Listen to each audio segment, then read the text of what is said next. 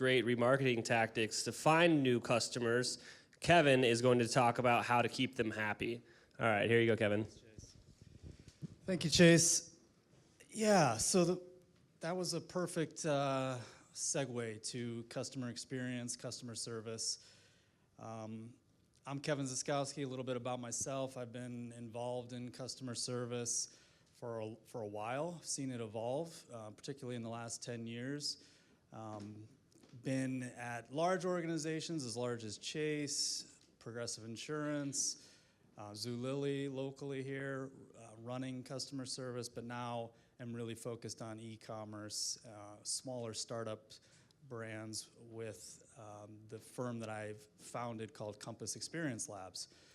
Really, why I wanted to start it was for a couple of reasons, but the main reason is to kind of do exactly what Justin was just talking about, is how can a service provider actually help organizations like yours grow profitably, and retain those customers. And the traditional customer service outsourcing organizations just weren't about that. They were about transactions and charging you for transactions. So definitely saw a need for that, and that's ultimately what we're doing. But today, what I want to talk to you guys about is really just some simple things on how you should start thinking about customer service for your brand and for your company. So, yeah, the title of my presentation is Define Customer Experience Before It Defines You. And that's really, really true, because if you think about some of the brands, the big name brands out there who we all know, Southwest, Zappos, Neiman Marcus, some local guys like BarkBox in the short north, a lot of what they're doing, a lot of how they're defining themselves is through this customer experience. So after Christine and Justin you capture the customers using the marketing techniques that they just talked about, now it's time to retain them and to make good and to really extend that lifetime and grow that lifetime value that Justin talked about. The way you do that is really the number one thing to remember is make it easy for your customers. So how do you make it easy for them to buy with you and to be your customer? I'm sure everyone here can think of a recent customer service situation that you've had where it was either bad or, more importantly, and I think more commonly, it felt like work. And when that happens, you're so much less likely to come back and buy with that company again. So a typical situation can be where, and this just happened to me, it was with a company called Hannah Anderson. I was buying pajamas for my daughter. And Hannah Anderson's typical experience is phenomenal. But in this case, they really dropped the ball, and now I'm not sure that I'm gonna buy from them again because it just felt like a lot of work. So what happened was, ordered these pajamas for her birthday, hadn't heard from them for about a week. So I reached out. So that's the first point where it started feeling like work. I reached out. The agent associate that I talked to didn't seem extremely knowledgeable. She was trying, but it just seemed like she didn't have the knowledge at hand to really help me. But turns out, after some back and forth with her, that the item had been put on back order. So that was the first bummer, because I really liked these pajamas, and they were running a sale. That was really the reason I bought it. Now the sale part is interesting because the sale was now over, and she didn't have the power to grant me the difference in price on a comparable pair of pajamas. So now I'm stuck either paying more for pajamas and hoping to get them by my daughter's birthday, or just getting refunded. And in the end, because she wasn't empowered to basically deduct the price from the full price pajamas to give me what I wanted, and I was just a little tired because it started to feel like this is work and I can just go to a brick and mortar and pick up similar pajamas, I ended up just getting a refund. So that's common, and it, I mean, when you're starting out, and inventory is a tricky thing, particularly if you're combining brick and mortar and online sales, which you can with the Shopify platform. Your inventory will get out of whack at times. The question is how do you react to it? That's what makes a difference, and that's what'll keep your customers coming back. So let's move to the graphs, Chase. So these are some graphs from a big-time research firm, but it really just highlights how important consciously defining your customer experience, your customer service is. And what do I mean by that? Well, one thing, just another example, returns and exchanges are huge. So you should have a conscious, documented process for those type of processes, so that every time you're delivering your customer a consistent experience across the board. The other thing you should start thinking about is, okay, maybe I have a group of customers that I want to classify as VIP customers. They're repeat buyers. Will that process change for them? This should all be stuff that you think about ahead of time so that you can deliver consistent experiences for those customers. And I'll tell you, like, the Zapposes of the world, where you call and it feels like they're doing something very special for you, and it's amazing, and it's amazing service. The truth is, they've thought about that lifetime value way ahead of time. They've done the math. They know exactly what they can give you and when they can give it to you. And it's not that hard to do. You just have to think about it ahead of time. So that's one big takeaway I would tell you all, is make sure you've consciously thought about those processes ahead of time. Document them. Even if it's just yourself doing the service, but especially once you start bringing on a team to do customer service, they need to know what those processes are. They need to be very clearly documented.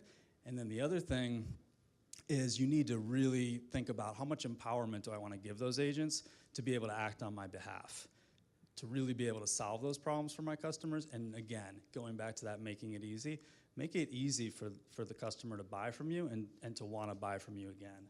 So just real quick on this, the business case for the effortless experience. So one of the things that's kind of cool about the customer service space is it wasn't too long ago, probably maybe even as early as 5-6 years ago, where it was all about making moments or making memories and wow experiences.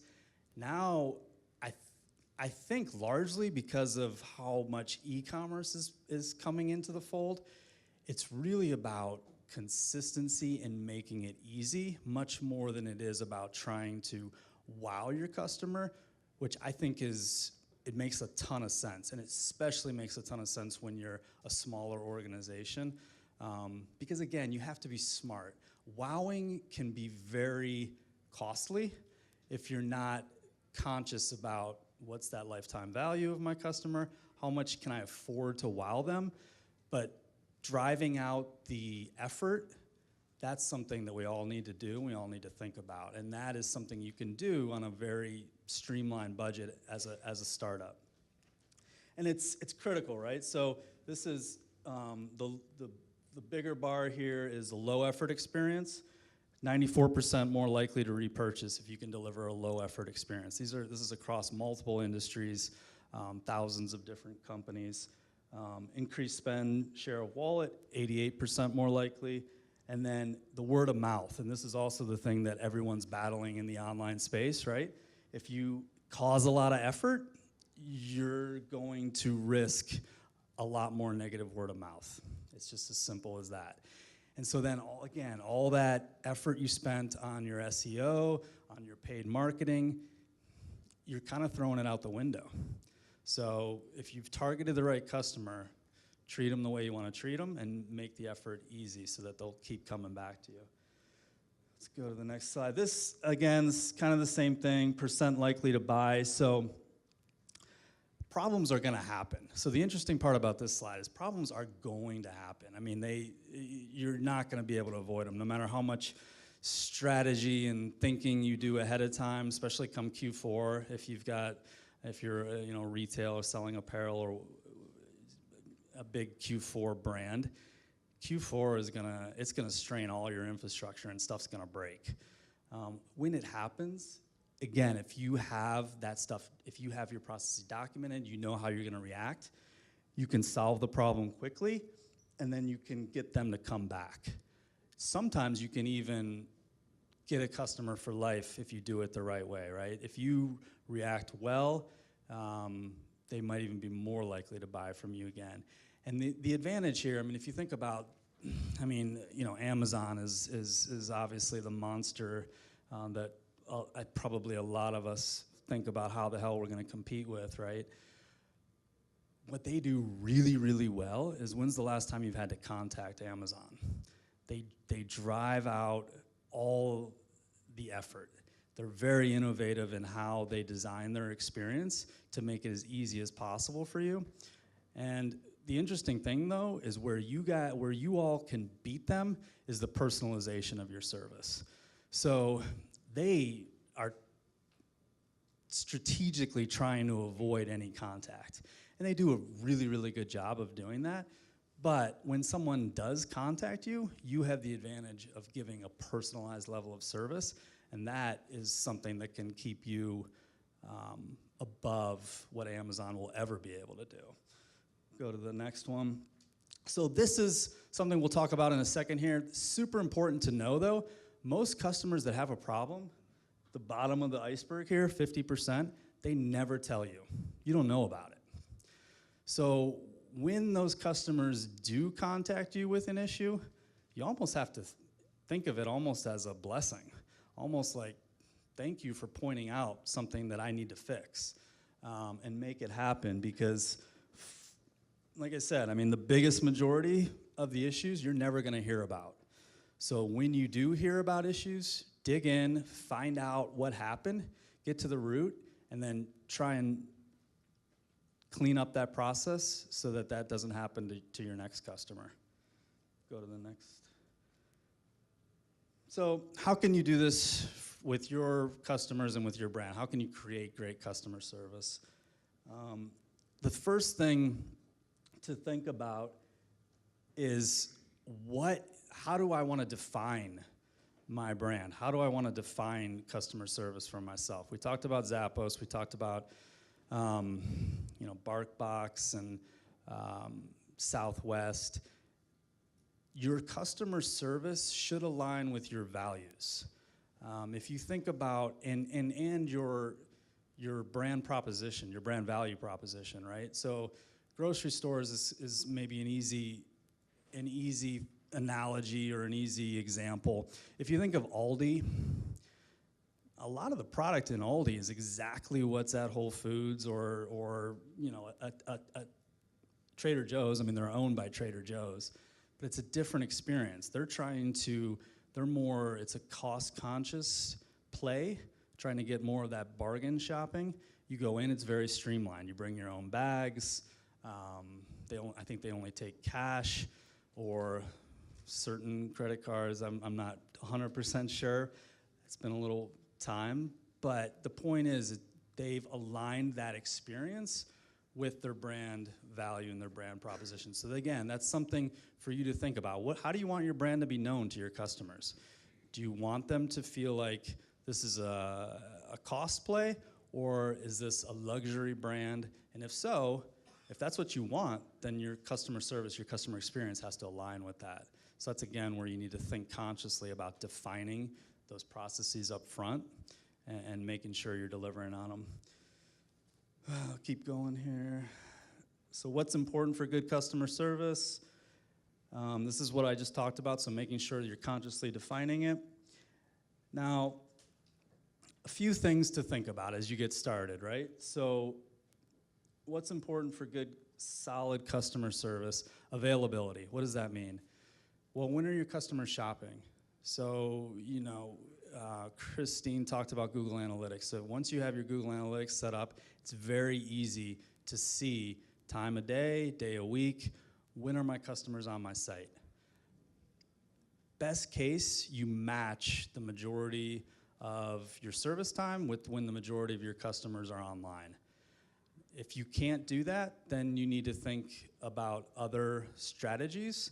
But if you're gonna go with a live channel, and we'll talk about different channels here in a second, you definitely wanna try and align with when your customers are shopping. So quality. What is quality? What does that even mean? It means consistency, right? So delivering consistent service, understanding your processes, having them documented, and then doing them the same way each time, and doing them in a way that helps the customer, and again, makes it easy for them to shop with you.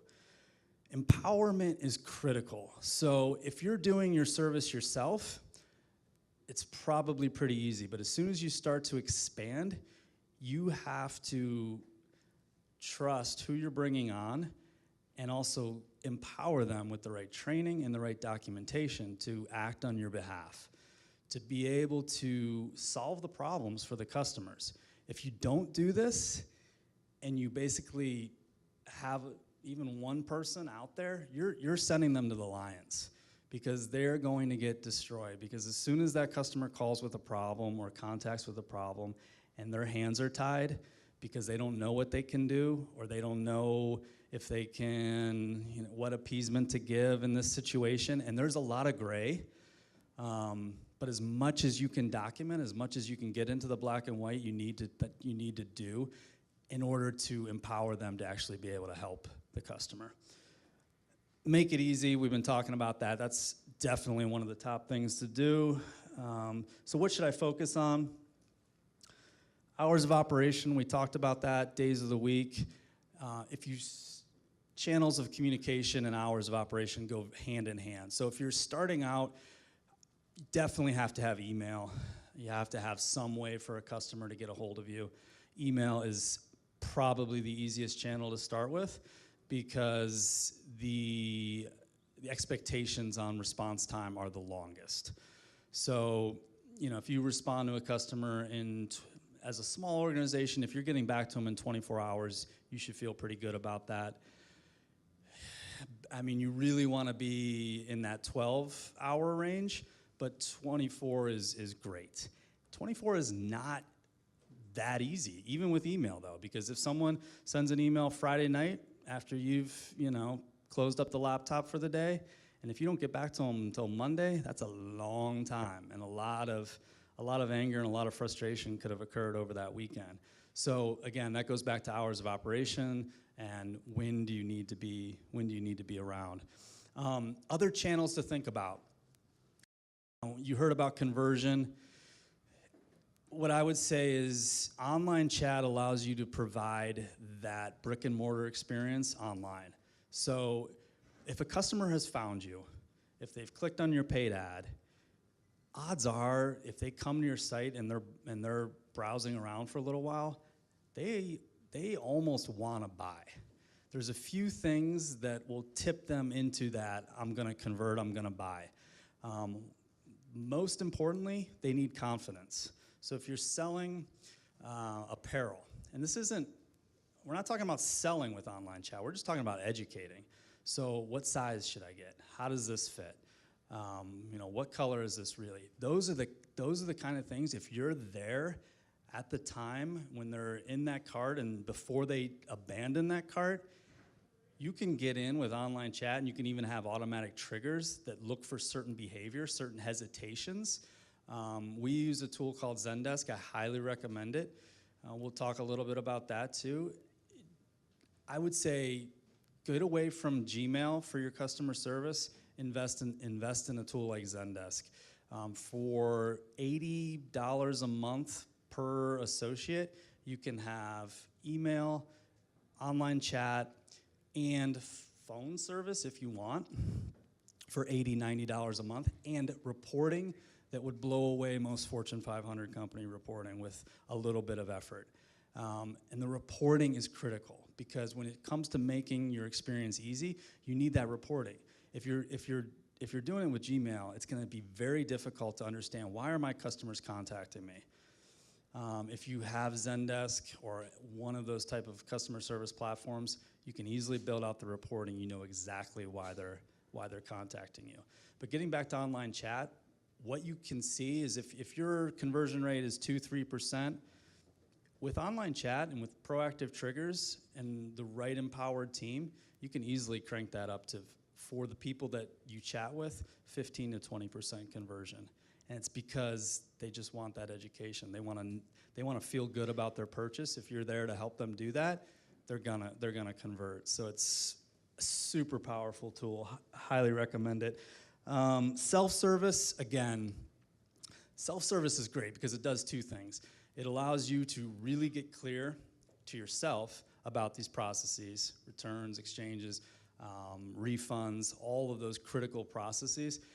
But then it also allows the customer to find the answer for themselves. And that is something also Zendesk can provide, is a very slick self-service tool, knowledge management type tool. And they've even come out with artificial intelligence that will, when someone sends in an email, it'll comb through your articles that you've created in your knowledge management and send the appropriate article to the customer based on what their email said. And then again, that's all for like $90 a month. The other great thing from Shopify is Zendesk automatically integrates with Shopify. So what that means is if you pull up a ticket and someone's purchased from your Shopify store, you'll see their purchase history there. You'll see past purchase history. And you're one click away from getting all the information in Shopify that you need about that customer's purchase. So it makes it super easy.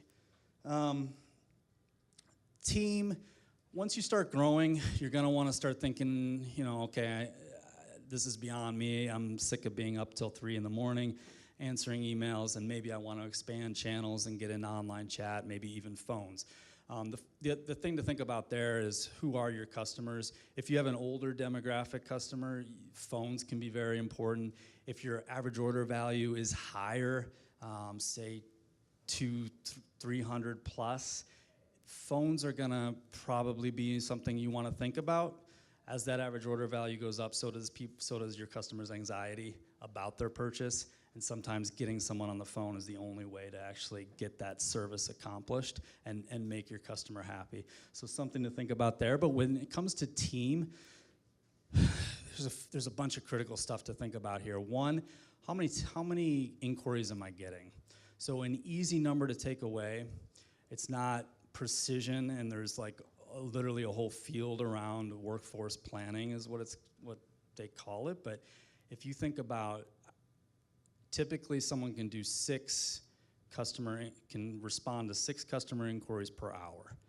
And that's an easy back of napkin math to keep in mind. To think about, okay, however many tickets I have, if I divide that by 6, that's how many hours I need. That's how many hours either I'm going to be doing as the founder, or the team that I bring on is gonna have to support. But that's a really easy number. It doesn't consider breaks or anything like that. But it works. I'll tell you, it works, and it's pretty damn accurate. The other thing to think about with your team is recruiting is critical, and we've learned this over time. If you can bring someone on who's passionate about your product or has a good interest in your product, everything is gonna go way better. Because there are going to be times when it gets tense. And the worst thing you can have is a team of folks who don't align with your customers, and then it starts becoming an us against them type of thing, and there's irritation on both sides. If they have alignment in their interests, particularly around your product, that's not gonna happen. They're going to understand each other, and they're gonna work with each other a lot better. So it's not always easy to do, but that's a huge thing to keep in mind. If you can get folks that have a true interest in what you're doing, whatever your business is, you're gonna be way better off. And it's just gonna make everything a lot easier. They're gonna wanna learn, they're gonna wanna dive in, they're gonna wanna understand what you're doing. It's gonna be a better finished product. And then we've talked about level of empowerment, but again, once you're building that team, you have to give them the ability to help solve problems for your customers. I think that's it. Thank you.